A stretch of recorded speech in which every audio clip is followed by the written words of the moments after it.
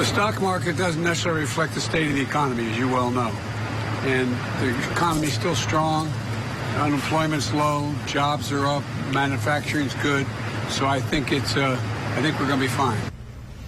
Meanwhile, today, President Biden at the Detroit Auto Show. Just about an hour ago, the president took a tour of the event, and he's expected to announce a $900 million electric vehicle infrastructure overhaul. Now, the money is part of the new bipartisan infrastructure law and will help build charging locations across 53,000 miles of the highway system.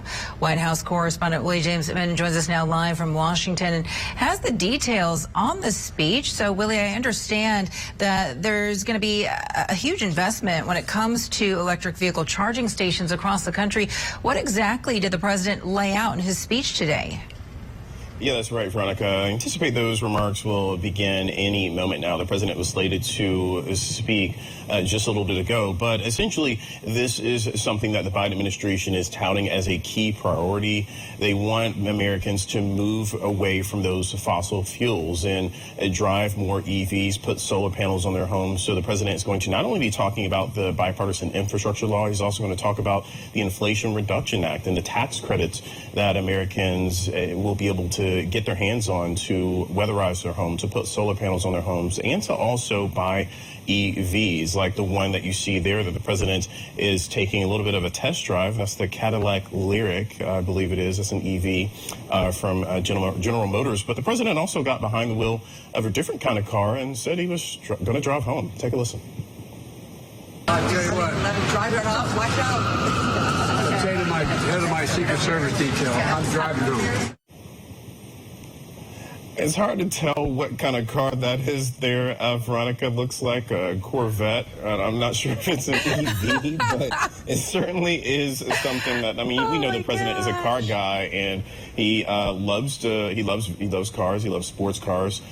He recently test drove a Ford F-150 Lightning last year when he visited Michigan. So this is something that the president, I guess, enjoys doing. He has a good, fun trip planned today. All of us here are stuck in Washington, D.C., you in Atlanta, but looks like the president is having a little bit of fun promoting EVs and the infrastructure overhaul that he's going to talk about, some $900 million to build those EV charging stations across the highway system. All right, so let me get this straight. So he was supposed to speak like an hour ago, but instead he's been test driving these EVs. He's probably somewhere in a Tesla, like driving it in ludicrous mode or something.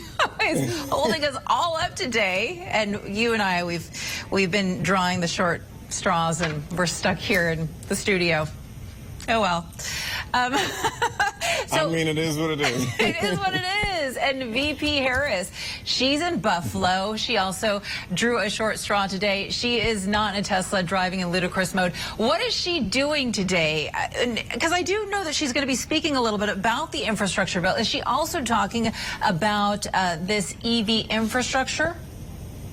Yeah, that's right. I caught a little bit of her remarks before we started chatting here. You see the vice president getting off her plane there in Buffalo. She is visiting the State University of New York at Buffalo, where she's going to be talking about the Inflation Reduction Act, perhaps other laws like the infrastructure law that the president signed just last year, I should mention. And so one of the things that she mentioned in her speech was that people are coming around this idea that humans are contributing to a changing climate, a changing world. And she mentioned solar panels are something that people can put on their homes and reduce their reliance on greenhouse gases. And I'll note that this is part of the Building a Better America tour that the White House has outlined leading up to the midterm elections. Really, this has been a focus for this White House to tout those recent wins.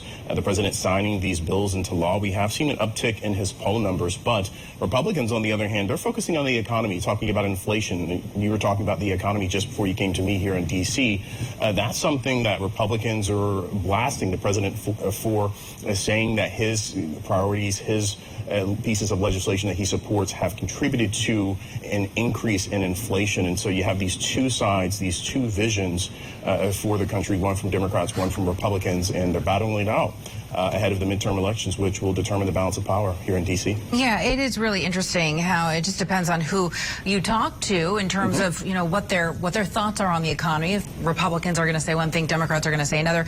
We should focus on the data and the numbers. I know the CBO report did say that the Inflation Reduction Act would bring down the deficit by about $90 billion over 10 years.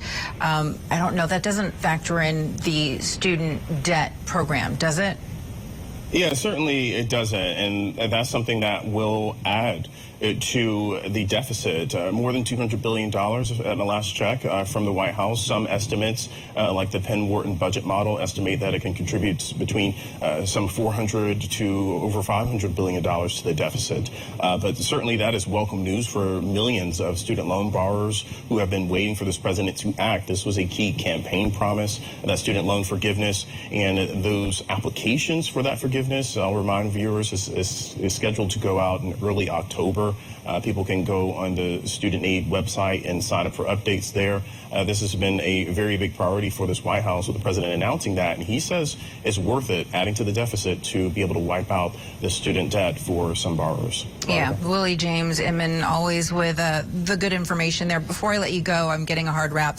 I have to ask you a really important question, which is, have you ever either driven or ridden in a Tesla in ludicrous mode? I have not. If you know somebody that has one that wants to give me a test drive, I'm all for it. You and me both. You and me both. I'm so curious. I want to know what it's like. All right, Willie James Inman reporting live from Washington. Willie, thank you so much. Good to see you. You bet. All right, developing right now.